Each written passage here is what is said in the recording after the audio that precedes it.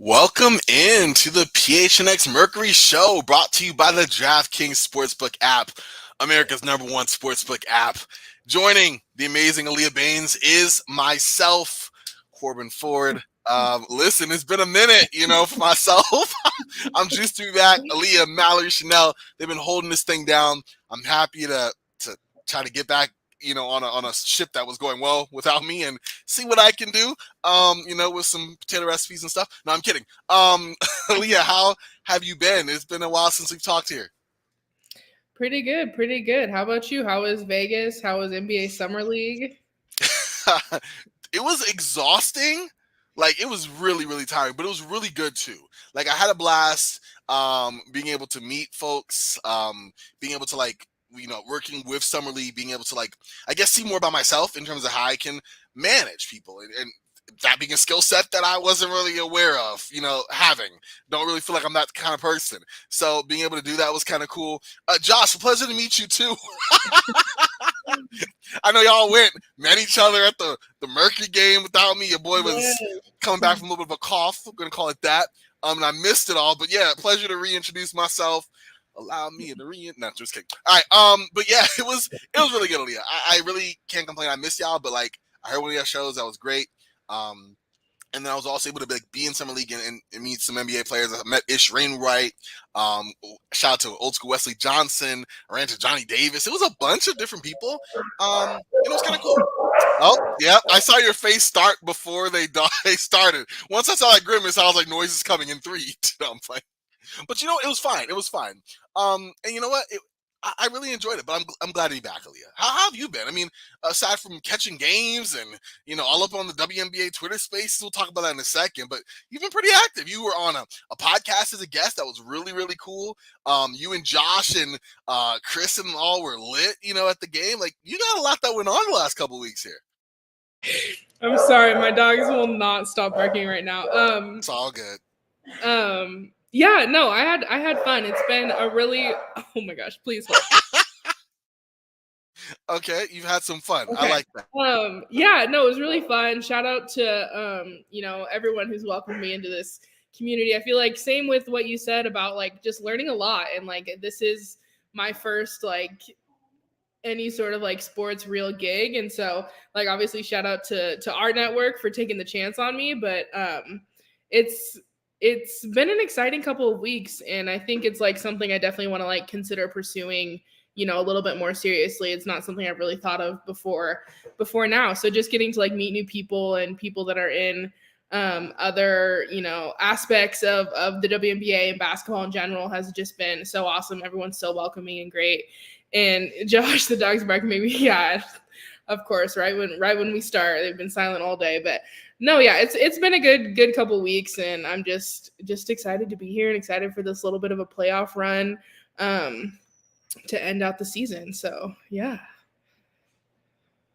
Absolutely. Sorry. There we go. And yeah, I mean, it's been the Mercury been exciting. In fact, here's what I want to ask you. We're going to throw it over to you. I think we should probably start with the Mercury news, some recent developments that happened, and then we have a little new segment, just talking about the general WNBA and our thoughts, just to give us a chance to, we watch the Mercury, but watch all of the W. And so we got thoughts on stuff, and we have now a little segment to broadcast those thoughts. So we'll get into that in a minute. But Aaliyah, I know you had definitely found some information or shared that with us earlier, related to Brittney Griner that we definitely love to get your perspective and your thoughts on. Yeah, I mean, as most people probably know, the proposal for a trade for a Russian arms dealer for Brittney Griner and Paul Whelan has been proposed or kind of in the works for a little bit by the U.S. government, and they kind of hadn't officially said that it was happening, but had alluded to it. And then I think today is when they finally were like, yeah, this trade has been on the table for a little bit, and we're negotiating things. And I think just, it's the state of the world is crazy, and it's hard to kind of navigate kind of how things work here versus how things work there. And who is this person?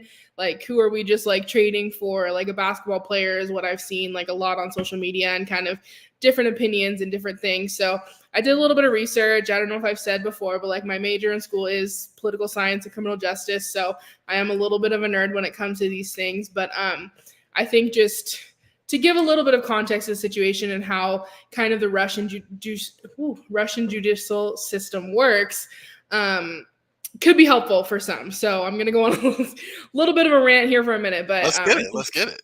I definitely think it's applicable. So I'm trying to find this guy's name because it's hard to pronounce. Victor Bout is the Russian arms dealer that the U.S. is proposing a trade for. And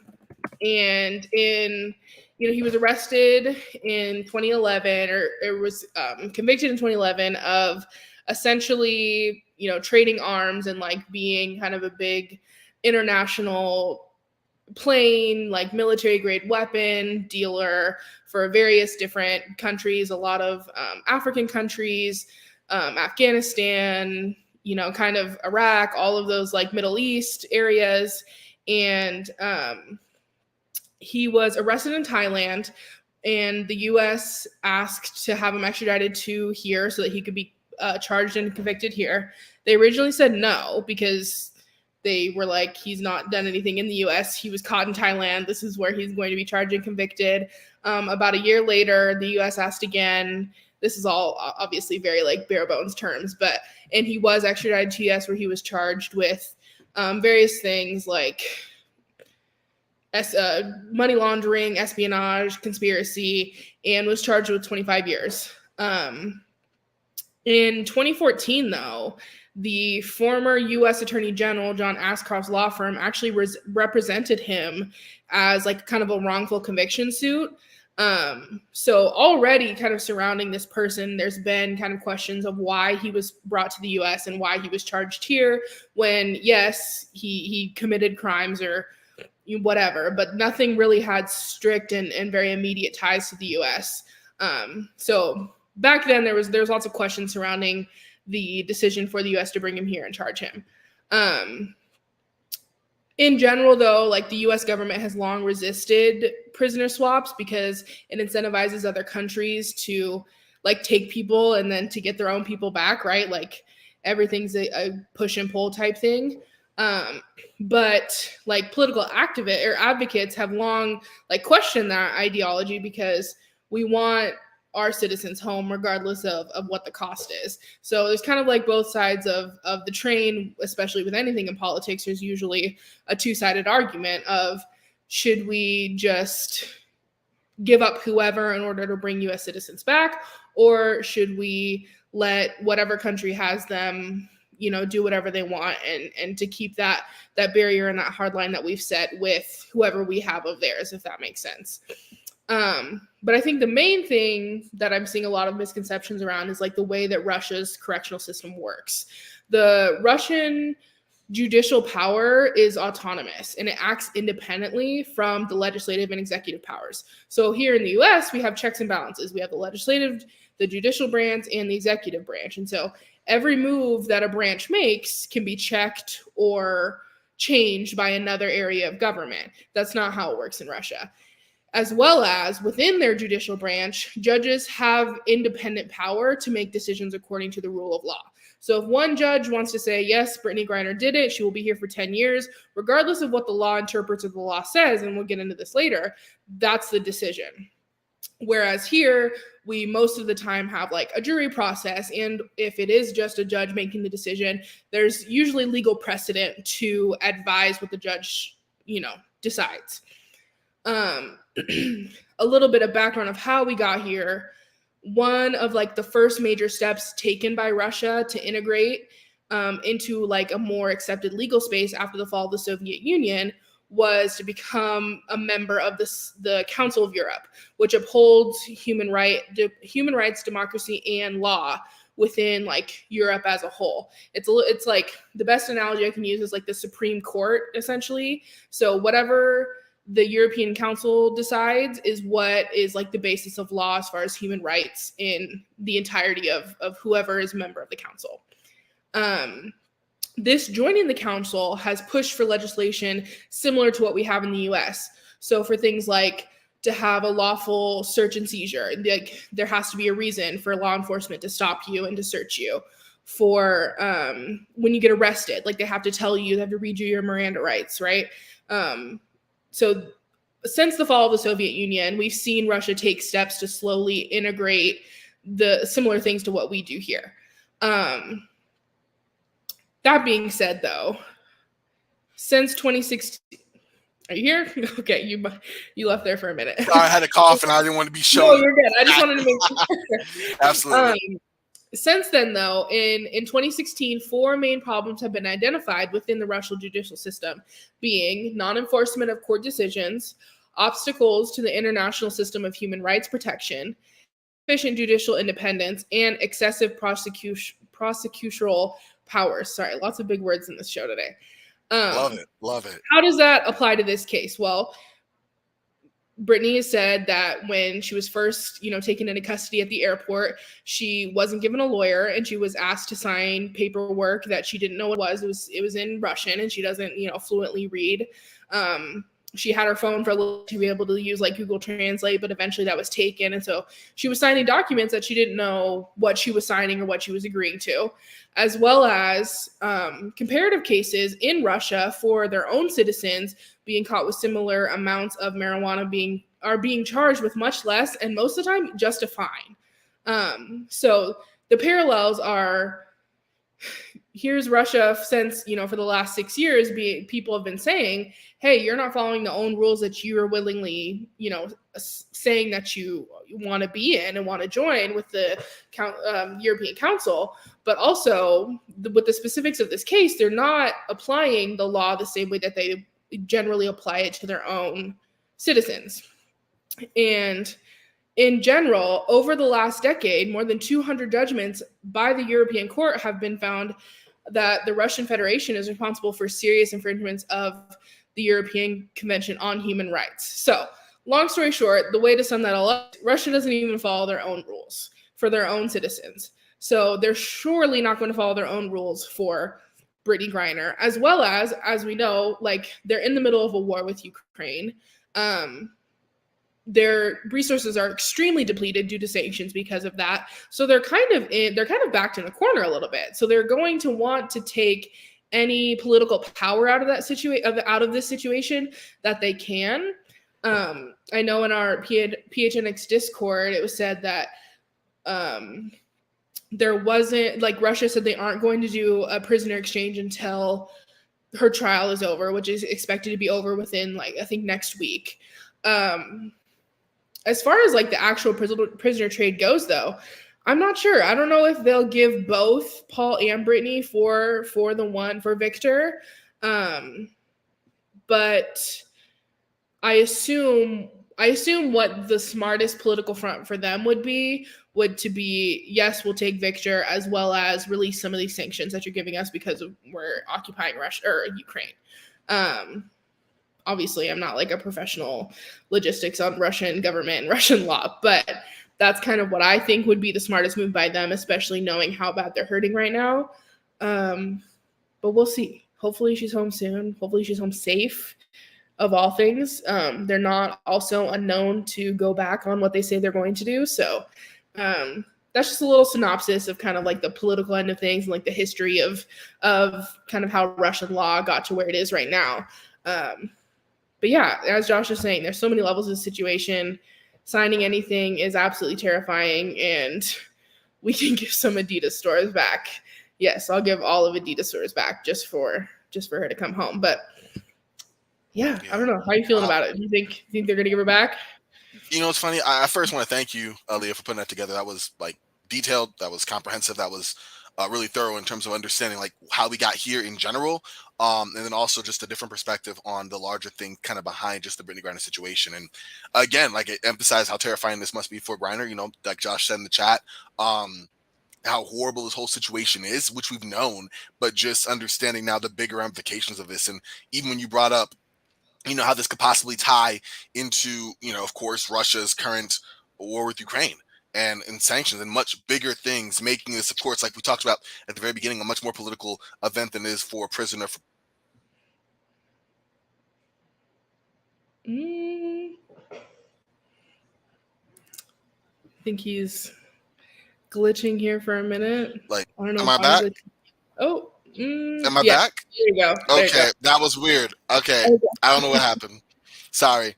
But yeah, like Josh said, that was just really, really good, Leah. Thank you. Like, that was just well done and really informative and helped us out here. As far as answering the question, listen, I can't follow up after you, so I'm not going to even attempt to. It's funny because you answered it. I was gonna like take in all the information you were going to present, and I was going to ask you, obviously, just because you have a much better perspective on this and just a much more larger background, just what did you think? But then you went and gave your analysis. So now I'm going to come up with the good old fashioned, I don't know. And I hope that is resolved shortly, like you said. Yes, it was just really well done. And I hope that they do find a resolution this soon. There is hope, like you said, with the trial being over potentially next week, that they do just take this deal and, like the much bigger play of overhauling how prisoner exchanges work and the much larger ties from this can be sorted out in its own time. But right now, as it's always been, it's about getting BG home.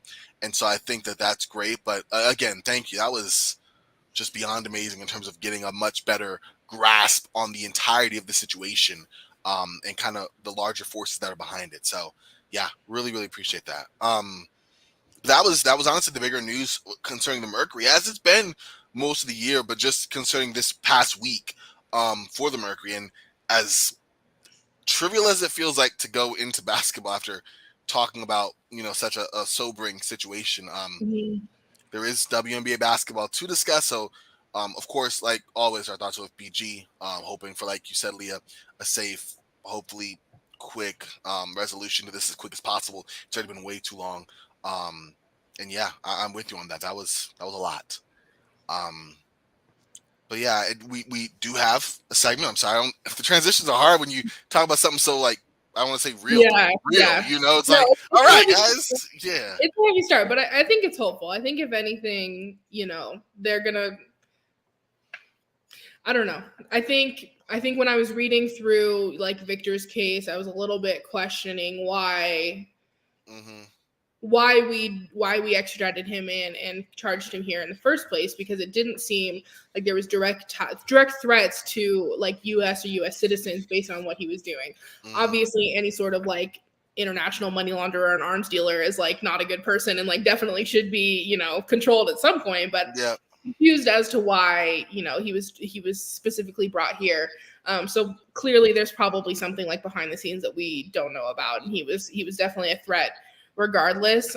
But I think at this point, like, he served almost half of his sentence now. I don't know exactly what position Russia is in and or what resources he would have for them, for him to be like a huge tool for them. So I feel like doing that trade isn't going to be like a huge win for Russia by any means. And if anything, that's a huge win for us, because we would have these two like people who are wrongfully detained and deserve to be here. So I don't know. I mean, yeah, definitely a heavy subject, but still good news at the end of the day. This is positive direction. It's going a lot quicker than I thought it would.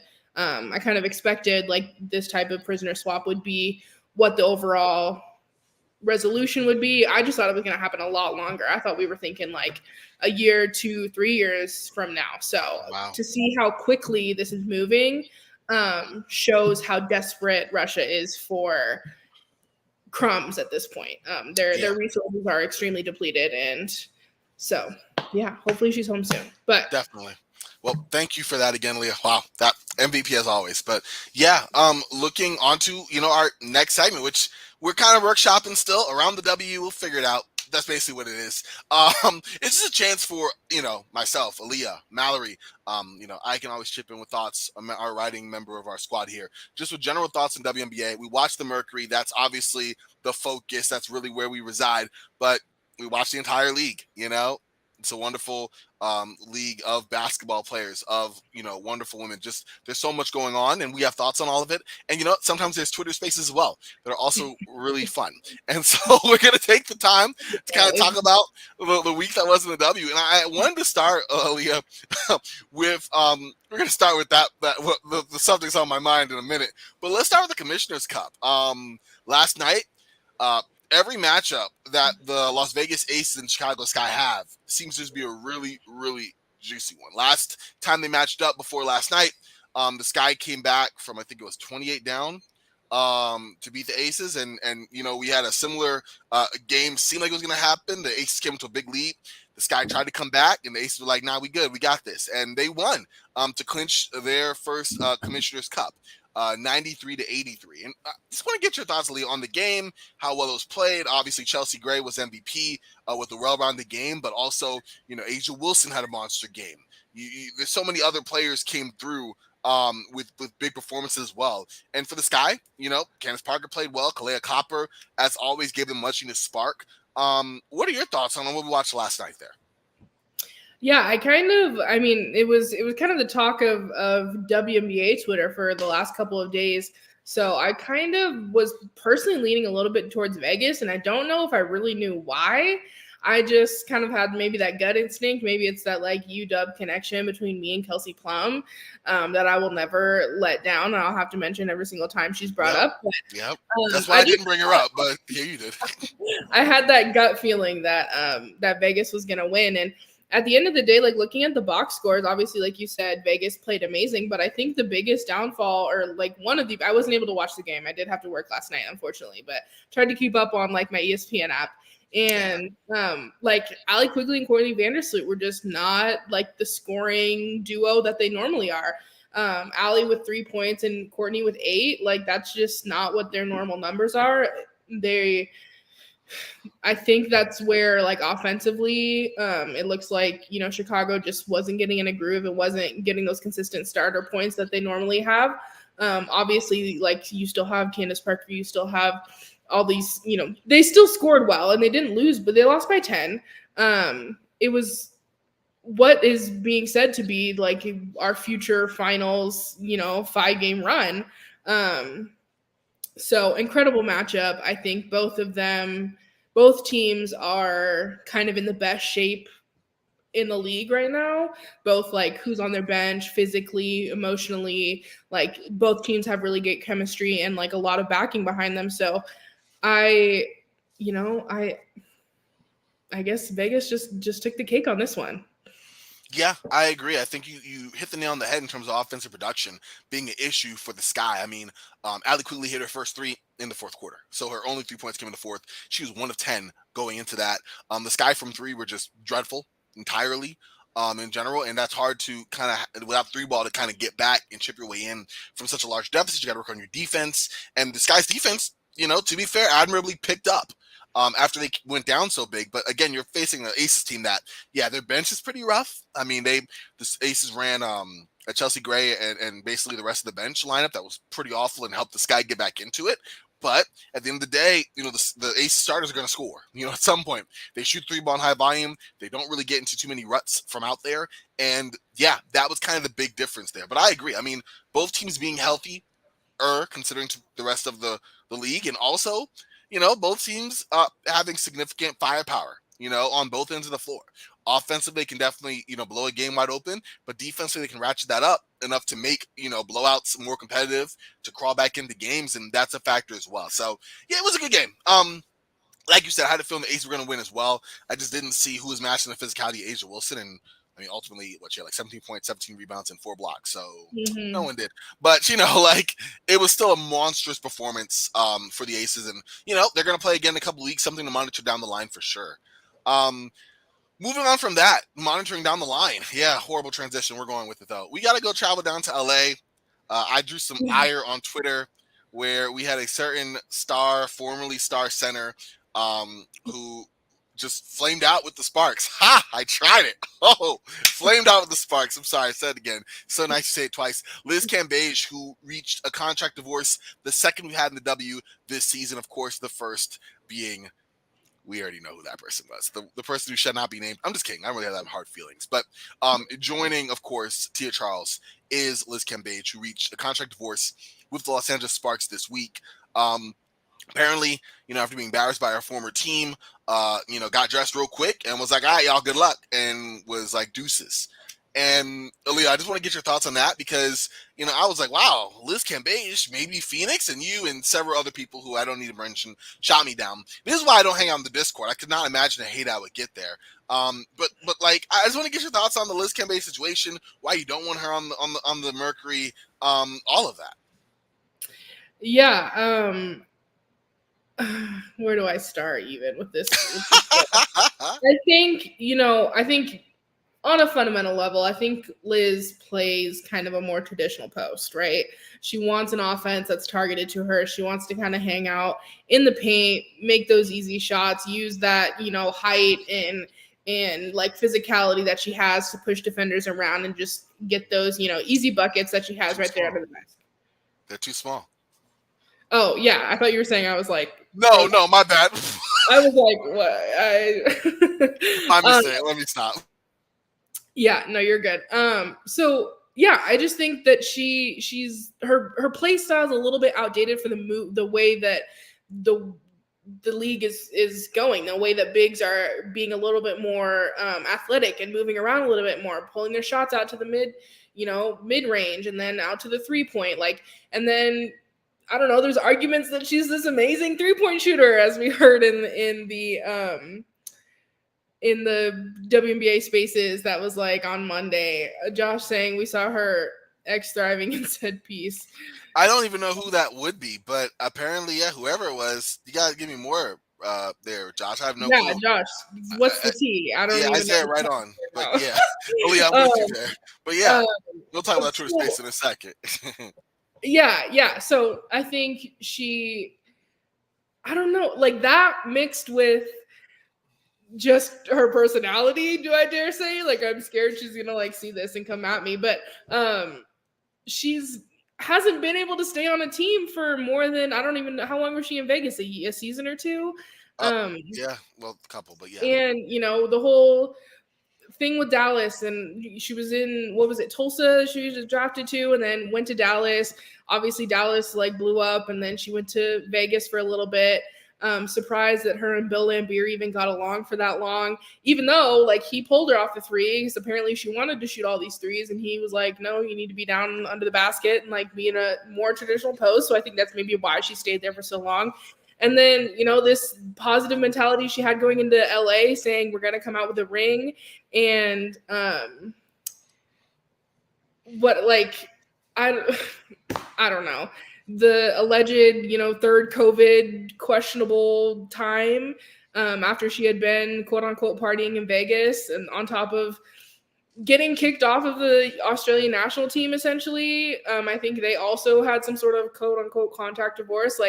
I think it's easy to look at sports and be like, okay, you're going to be playing with people that you don't necessarily agree with or get along with, essentially, but we're here for a common goal and camaraderie and just we're here to play basketball at the end of the day. But it's 2022. I don't think it's unfair to say that we're slowly moving past that a little bit. And if you're genuinely not a good person and you continuously mess up and hurt and offend and do bad things to other people, especially your own teammates, eventually that's not going to work out. So I think that when everything with the Nigeria and Australia situation happened last July, the W was over her. The team Australia had already been over her, but now it's kind of coming into fruition. I know there was someone on my Twitter at least saying well, the team kind of shunned her after they said that they had her back. I don't know, rightfully so. I agree that some, a whole team bullying you or shunning you or whatever isn't necessarily right, but also telling people to go back to their shithole country and calling them monkeys is not right. So you were in the wrong first, in my opinion. I don't know. I don't think she really wants to be playing anymore. I think she wants to go hang out with Drake and be on a yacht in Ibiza DJing. Cool, go do that. Don't bring the WNBA down with you. I don't know. Clearly not Liz Cambage's biggest fan. So. I was about to say, no, you're not. Yeah, and Josh said it as well. Talented getting anyone free passes anymore. We have seen a recent turn in that. You're right. Just being talented isn't enough. It's not exactly character police, but let's not act like just total just jerks and also think that, oh, we can just get by. That time is also changing just a little bit there. So I'm a little more pro Cambage. I do think that if you want to play basketball, by all means, she has said some things that are definitely at best tone deaf and overly just not appropriate. At worst is a whole lot more. But I think that at the end of the day, she's still a talented player. Just 30. I had a 1-year deal. Like I thought, hey, if there was a WNBA team there that's interested in the talent that is there, could be a better rebounder, but in general, like a skilled post scorer. It's not like she wants to be in the post, and it's not like you have players who want to be in the post and can't do anything once they get there. No, she definitely can. It's a matter of you do have to kind of form your team around that. And yeah, the drama that she brought with her, the baggage for the last couple of seasons, it's kind of it's added up a little bit. And Southwest you only get one carry on. Southwest, you get one free carry-on. But anyway, the W doesn't give you that. So, I think you already have enough baggage. There was a joke there somewhere. I lost it. Chris came with the very succinct, yes, don't be and you are less likely to be treated like one. I agree. But, that was just a thought. Jose, that's what I was thinking. Bringing in Cambage for additional height. Again, not the best rebounder, but I do think that, and we'll talk about the Mercury here in a second, just their small ball attack. Nekias Duncan wrote an amazing piece for Basketball News on the success that the Mercury have had, but also how it's been keyed by, and I hate to say it, but Sophie Cunningham playing the 4. However, I read it, and having read it, I was like, wow, this is really, really interesting. It really worked out well. I do have concerns about how the Mercury will match up against, either the Aces or the Sky, playing a front court of just Turner and Cunningham against bigger, more talented post players, in addition to giving up the rebounds they've already been giving up. But we'll talk about that in a second. But I thought Cambage could fit that. But I also understand the Mercury having gone through their fair share of drama going, yeah, we don't really want to do that again, Yeah. And the personalities between Cambage, Tarasi, and STD. Woo! Oh, no, Skylar Diggins-Smith, SDS. Did not mean it. Anyway, we're just going to move on. Liz gonna need more than that one free carry on all the baggage she got. Exactly, Josh. So we're gonna talk more about the Mercury here in a second. But first, I already know what time it is. If you don't, I'll tell you. It is DraftKings time, y'all. Just get on there. We're literally getting toward the playoff run here, the stretch run, if you will. It's not too late to jump on DraftKings Sportsbook and turn your team's victory into your own big win. If you haven't noticed, the Mercury have gone on a little bit of a win streak lately. All right, they're in these games. You got a good chance. New customers can bet just $5 on any team to win and get $200 in free bets if they do. Pretty simple. They win, you win. Also, just unrelated, but $5 at Subway. If you order a foot long, they have this new series thing, Subway series. You can get another foot long for free, another 6-inch of their new one for free. So you can get 2 sandwiches for $10. Just we're giving you bargains here. So Subway, we're not sponsored by them. That's just on the side. But DraftKings Sportsbook, that should be your priority. Looking back, aside from that deal there, one thing that DraftKings Sportsbook will give you that Subway won't is a chance to win more money. Okay, you can bet on WNBA hoops for the same game parlays, which means you can buy multiple bets for the same game, get a bigger payout. The more legs you add, the more money you win. Y'all know this, all right? DraftKings is safe, it's secure, it's reliable. It's like myself. Best of all, you can deposit and withdraw your cash whenever you want. So, feeling like you got enough to feed the needy, go all in. You want to take some of that back because rent is due and you're tired of just living off of these thirst busters, that's fine too. Download the DraftKings Sportsbook app right now. Use the promo code PHNX. Bet $5 on any WNBA team to win, but really just the Mercury, because come on now. And get $200 in free bets if they do. If they win, you win with the promo code PHNX this week at DraftKings Sportsbook. Real quick, y'all, 21 older, Arizona only, gambling problem, 1-800-NEXT STEP. New customers only, minimum $5 deposit. Eligibility restrictions apply. See DraftKings.com/sportsbook for details. All right, so now we're going to go more into our Phoenix Mercury centric part. This is the meat of the show. This is the PHNX Mercury show. And we've been talking about Brittney Griner. We've been talking about the Mercury. But lately, it's been a quiet week, not a whole lot in terms of a busy week for the Mercury. But the games that they have played recently, they've won their last 3. dating, well, not their last three, my fault. Their last, I was like, the last three, their last one. Well, no, they beat I was looking back and I saw the Mystics game and I missed the Dream game, but I think we all collectively want to miss that game. But anyway, yeah, they crushed the Storm in a game that was amazing. Like, that was the Tina Charles treatment. First of all, was kind of weird. I get it. No love lost for her, but like, to not say her name and just say the number, like, at the time, I thought was weird, a little suspect behavior. But at the end of the day, like, they creamed her on the court, and that's how you get back. Like, that's how you, like, you don't have to go say beat Tina Charles. You don't got to do none of that. Just, like, do it on the court, and then it's like, yeah, now what? And they crushed the Storm. It was a really close game, really good game for like 3.5 quarters. No, yeah. 3 whole quarters. Because the Storm even had a lead. And then the fourth quarter, Scott Diggins-Smith, Dan Atrocity, they're like, no mas, we are done. Oh, yeah, of course, Jose. Listen, this is what the PHNX Mercury show does, all right? We're a community up in here, okay? We talk about all of it. Like, yeah, this is where we're at. I'm telling you. It's a good deal. Check it out. I've really never met anyone who's such a fan of Subway. Like, you seem to be, like, large Subway advocate.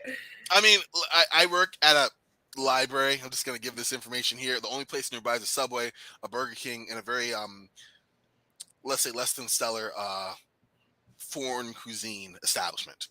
Okay. So it's a choice between Subway and Burger King, and your boy can only have burgers for so long. I'm trying to get, been trying to ball recently. Went out to Vegas, got embarrassed on the court, so trying to get back. All right, so Subway, eat fresh, right? In theory, so I've been going with that. Yeah, I'm about to say, it really depends on what you get, But that deal was so good, and I'm like, listen, y'all all fam to me, so I will share that with y'all. And it's, it's a limited time only thing. But anyway, going back to the Mercury, right. But like, yeah, that game was amazing. Aaliyah, you were actually there. I want to get your thoughts on what you watched, what you liked, what you didn't like. Let's get the 4-1-1. Yeah, so I was actually able to go to both the Atlanta game and the Seattle game. Ooh, and we lost the Atlanta game, obviously, but I think like the biggest thing I noticed was like how much our defense improved. Like, we were locking down on whoever had the ball. Like, it was like some sort of like zone man-on-man situation. Like, the effort on defense was there, and I was super, super surprised and super happy with that. The rebounds, though, weren't there, and I was not happy about that. And I can still, as I said before, hear my like high school basketball coach in my ear about box out, rebound the ball, follow your shot. I was like literally screaming at the top of my lungs, back to the basics. Why are we not rebounding the freaking ball? The Seattle game, like you said, the first 3 quarters were like a little back and forth. Again, like, defense still looked good. Rebounding had improved since the Atlanta game. I was surprised, like, to see like the lack of kind of rivalry between Sue and Diana. Sue seemed to be like a little bit off, if I like even want to go that far. Like, she just didn't seem to be as, I don't know. It wasn't. Yeah, it wasn't the matchup I was thinking it was going to be. Yes, Chris sang sorry twice. It was me and Josh were able to secure a suite. It was really fun. We had a great time at the Seattle game. And yeah, that fourth quarter was electric. Like, probably top like 4 like live basketball moments I've seen. That's ever. Awesome. Like, it was so much fun. It was packed in there. They had like the upper bowl even was almost full. There was just like 14,000 people there. It was electric. It was so much fun. Diana and Skylar just went off. It was so good. And we were just shutting down every single attempt by Seattle possible. I didn't catch the name thing with Tina, but she did make like the first basket of the game. So I was like, oh gosh, here we go already. Like, forget the Sue Diana thing. It's going to be the Tina Charles revenge story. But thankfully we secured the W in the end. It was a good game. I was happy with how we were running. Our offense looked a little bit cleaner. I think we just had that kind of like fire under us to beat Tina, to kind of like secure the W against Sue, and to have a full house like that. Like, I was so happy with how we played that game. Oh yeah, Josh lost his voice that game. I know. I'm glad y'all all had a great time. Like, it was fun seeing y'all picture later. I can only imagine the excitement. I was watching, on TV, and I was we had like next to us was like Skylar's family, and then like 2 suites down was Penny and like Leo and Isla and their whole family. I was like walking to the bathroom, and like Leo ran out of the room and like ran right into my leg, and I was like, oh my god, does this mean I'm like I was like hoping Penny was running after them, but it was someone else. But yeah, it was really fun. We had a great time. It was the first time Josh and I actually have ever met. I got to meet his wife. She's super sweet. So yeah, we had so much fun. That is awesome. I'm really glad y'all enjoyed it. The PHNX Mercury community, man, we're awesome, and so that was really, really dope. Yeah, I agree. I thought the defense has been much improved across both games. I agree, Maui. Last game of the season, we all have to go. I know it's been like misconnections. I know on my end at least. Well, you know, one time I was like I just couldn't make it, and then this last week I was just not feeling too hot. But yeah, the last game of the season, I agree. In fact, I could book that. Yeah, we all have to do that. I'm going to go to a couple toward the end to make up, just like I usually do, and I just haven't. But absolutely. But yeah, no, I agree. I think the defense has DT play. Yeah, that was a good move. Sophie took a rebound potentially from her. Yeah. But hey, at this point, I think rebounding is the one weakness that the Mercury has had. And some of it, I think, is just size disadvantage. You know, he's playing a smaller front court a lot of the time.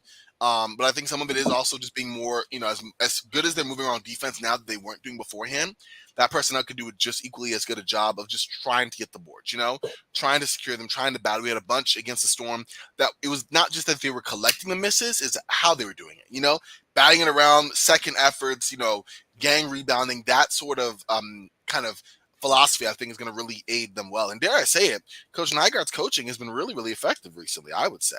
I just wanted to get a reaction, but no, it's been great. And as I've been saying, when you know Dan Taurasi's shots been falling, I think she's shooting just under 40% from 3 over the last stretch of games here.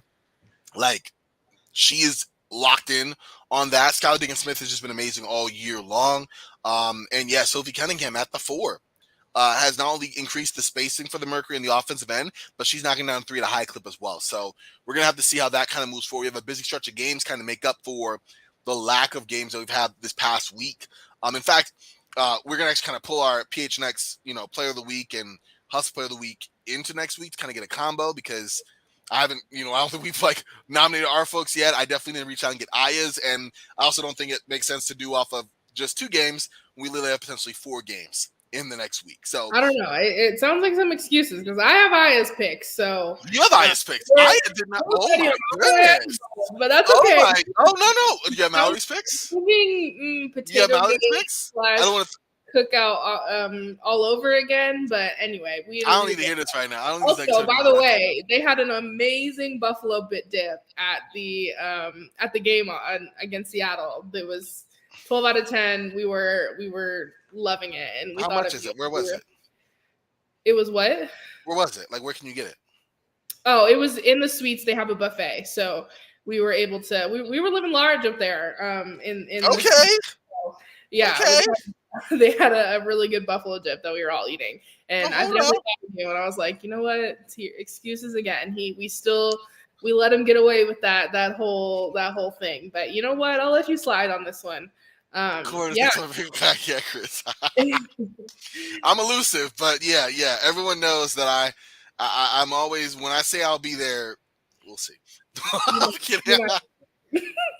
I won't be there. Stop, Aaliyah. You know what? All right, but yeah, we'll definitely make that happen. No, why not? I mean, I can nominate players if you have Aya's picks, and we can just, if Mallory has them, throw them in. Let's do it then. Cool. I'll let you go first. You want me to go first? Okay, hold on. I do. Yeah, I'm putting you on the spot, miss. Oh, I'm not ready. I got excuses. You want me to go? No. Okay, so Aya has for PHNX Player of the Week goes to Skylar Diggins-Smith, and Hustle Player of the Week goes to Diana Taurasi. And I had them flipped, so my Player of the Week was Diana, and Hustle Player of the Week was Skylar. They both killed it. I mean, they've been leading this team this whole year, and to have this consistency this late in the season, I'm just in awe still of how amazing both of those players are. Yeah, mine is also with you, Diana, and then Skylar Diggins. Okay. I think, one, they were I didn't want to agree with you. Trust me. That was my first inclination. Okay. I probably should have went first. I should have went first, and then you copied me, and I could have given you some slack. But, also, even in their loss against Atlanta, those 2 led the way for the Mercury. Some things fell apart toward the end. but both those players were kind of the key reasons that they were still in it. And obviously, we saw what happened against the Storm, and I give Diana extra points because in a so-called rivalry game, Diana Taurasi not only showed up, she also showed out, and that earned some extra points in my book as well. And then Mallory, if she has her picks, boom. If not, we'll definitely make sure to get them here. But looking into next week, we have a busy slate of games, all starting tomorrow against the Liz Cambage, Liz Sparks. That was an attempt at a joke there. Followed by the Mercury. So the return of our old coach will be there. We'll be at New York. The Liberty. I said the Mercury? Yeah. Oh my gosh. You know, the Liberty. All right. I'm sorry. All right. The Liberty. I'm rusty. I'm getting back in it. All right. Leave me holding it down. And then, of course, on the second, there's going to be a couple of good matchups, both between on Tuesday and Thursday against the Connecticut Sun, both at Connecticut. So going to be a tough stretch of games. The Sparks still always an interesting team. I think they're dysfunctional, but you never really know like what Sparks team is going to show up. The Liberty, when they're knocking down threes, we've seen them be very, very dangerous, and they take a lot of them anyway. So any given night, right? And then Connecticut is maybe not in the upper tier, of course, of the Las Vegas Aces or Chicago Sky, but they're still a very dangerous team, even without Alyssa Thomas there. So with that being said, Aaliyah, what do you think about these upcoming games, and what's your prediction? I'm going 4-0. Yeah, I mean, I think I'm really motivated after the Seattle game, and like you've said, like Sophie in this new versatility that she's shown, I have quite a bit of faith and hope in this like Mercury roster. At the same time, though, like if we want to throw it back to when Tina left, and everyone, as Coach Nygaard said, like reports of the Mercury's death are exaggerated. I think that could also be the same for the Sparks. They've played a little bit without Liz this season, and I don't know. I kind of am a little bit scared. I hope it's not like fuel to their fire, and that they don't just like come out swinging, kind of how like we did after Tina left. So yeah, I don't know. But at the same time, like I said, I'm really hopeful. And I like the direction that this Mercury squad is going. I don't know if I can give all the chops up to it specifically being Nygaard's coaching. But yes, as Josh said, the Corbin mentality is back. Yes, all day. Oh. Roll your shoulders back, y'all. 4-0. Right. And for the Liberty, kind of same thing. Like I think we're in a little bit more of a positive momentum than they are right now. So I'm very comfortable with that game. I think we can confidently say that we're going to win. And yeah, Connecticut, I don't know. I'm a little on the fence. I think I'll give it a 2-1. We're 2-2 because we play Connecticut twice. No. Okay, here we go. I think we're going to win against the Sparks and Liberty. I think we're going to lose the first Connecticut game and win the second one. Ooh. That's my prediction. Aaliyah's never bold, y'all. Y'all notice this? Always we might lose this game, but we're going to win this one. We're going 4-0, baby. 4-0. Book it. All right? Don't save this sound clip. But like also, yeah, like that's where I'm at. You're definitely going on TikTok now. Just saying 4-0. The Connecticut game, we might have one that might mess us up, in terms of a tighter finish than we thought. But 4-0, and if we go 4-0, we're going to make some pancakes or something. I'm sick of this because Rocket Fuels keep making these unfollowed through. Okay, Corbin. I think, you know what, because I can't even blame you, because I think the first one me and Mallory did by ourselves, we made some sort of, if we win the next game, we're going to do something, and I don't even remember what it was. But I think the agreement should be we just all need to go to Four Peaks and try these supposed chicken tenders that are great. Oh, I think squash, all beef, all potato, pancake, apparently, buffalo, 4-0. Whatever. 4-0. We do our next, 4-0. Let's do it. No, I think it's just undeniable at this point. I think we've done enough. We're gonna meet at Four Peaks anyway, but I need some stakes, imaginary or otherwise, Aaliyah. That's how I roll. The core mentality, you gotta put stakes on it, and then if it falls through, you just disappear. Okay? That is your MO. I saw a picture of the chicken tenders. I don't know. I think I'm on the skeptical side. On the speaking side. I know. I don't know if I can even say the word. I'm on the spectacle side, not me, Aaliyah. They look like they're just beer battered, which I'm like, okay. Like, I don't know. Prove me wrong, Four Peaks. Prove I me had wrong. Vegas chicken hope tenders they're for a week and a half, so I really can't complain or argue because when you have Vegas chicken tenders, you really want other chicken tenders. I know. I have my eyebrows raised when it comes to these Four Peaks chicken tenders, but a good ranch sauce can make the whole difference. So we'll see what happens. We should do like a watch along for like the next. We'll figure it out. That'd be fun though. Yeah. All right, y'all. But listen, this has been another amazing episode of the PHNX Mercury Show. Leah, it's been great to be back. Mallory in the back producing, making the show run. Josh, Chris, Isaiah, Jose. Shout out to all y'all. Appreciate y'all being in the chat as well. It's been a lot of fun. Anything you want to say, Leah, before we take the show out? Go Mercury. There it is. Well said. Take care, y'all. Stay safe. Talk to y'all next week. Let's go, Mercury.